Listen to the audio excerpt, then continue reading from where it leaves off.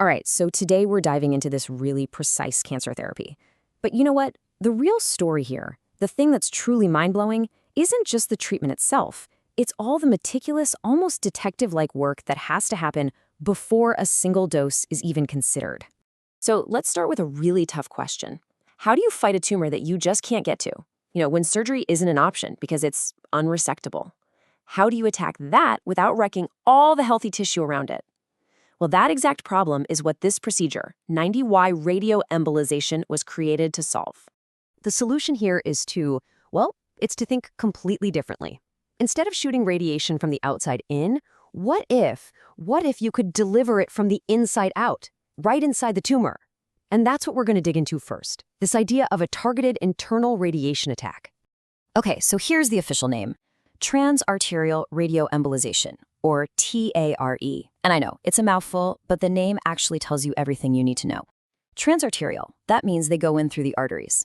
And radioembolization, that's a fancy way of saying they use radiation to block the tumor's blood supply. It's this brilliant one-two punch. The treatment delivers a powerful dose of radiation, and it cuts off the tumor's life support at the exact same time. So how does this actually work? Well, it's all thanks to the liver's unique plumbing.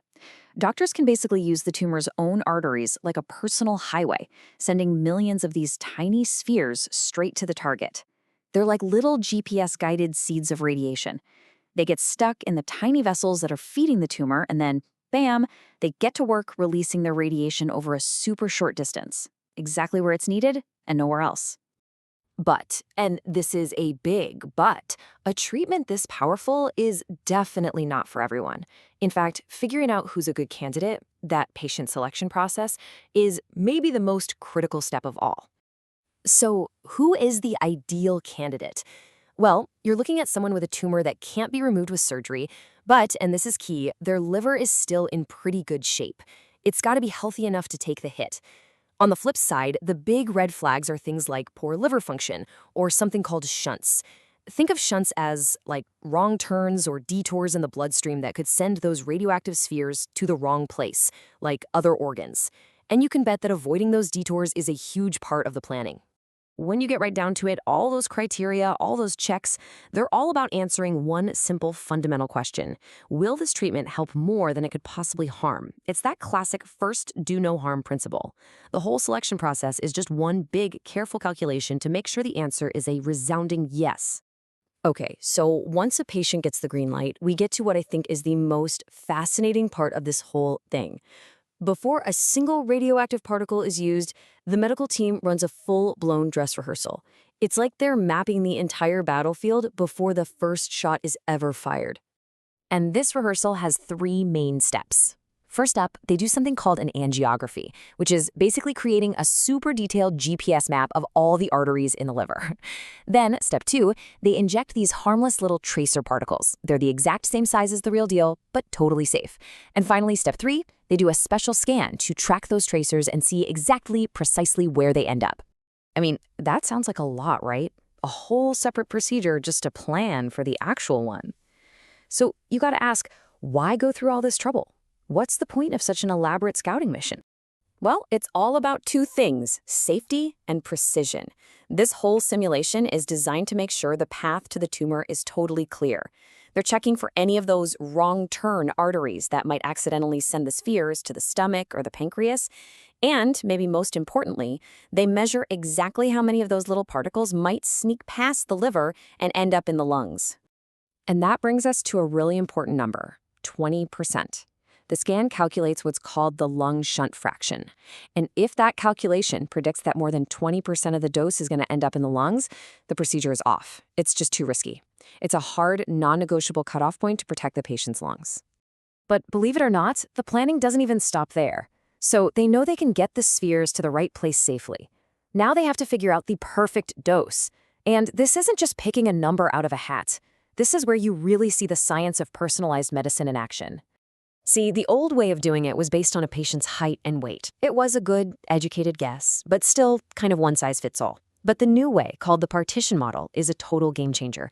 It's not a guess at all. It uses the data from that simulation scan to literally separate the tumor from the healthy liver tissue in its calculations.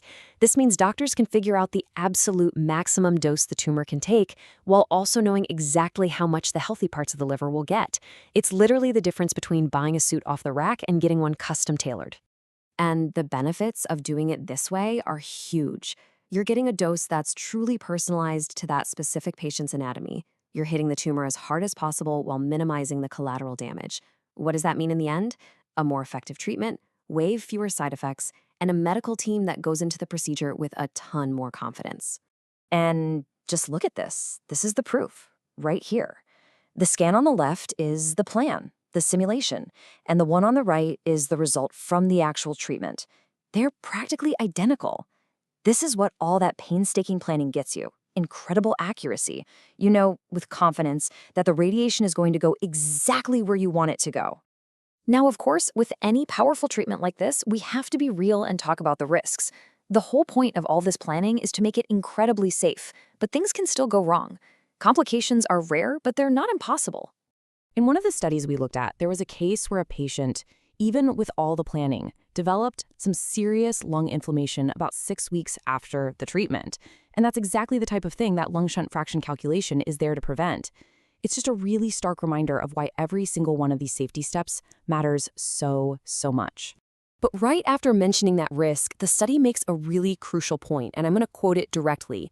Most complications can be avoided with meticulous attention to patient selection, techniques, and dose optimization. And there it is. That brings us right back to where we started. The key to making this safe isn't just the technology itself, it's the exhaustive, meticulous process that leads up to it. And that right there is the big takeaway. These radioactive spheres are an amazing piece of tech for sure, but the real marvel? It's the whole system of checks and balances built around it. It's the patient selection, the mapping, that dress rehearsal, the custom-tailored dose. That whole process is what lets doctors wield this powerful tool so safely and so effectively. So I want to leave you with a final thought to chew on. As our medical treatments get more and more powerful, maybe the real breakthrough isn't the flashy new treatment itself. Maybe the real innovation is the invisible, painstaking, and absolutely essential planning that allows us to use that power in the first place.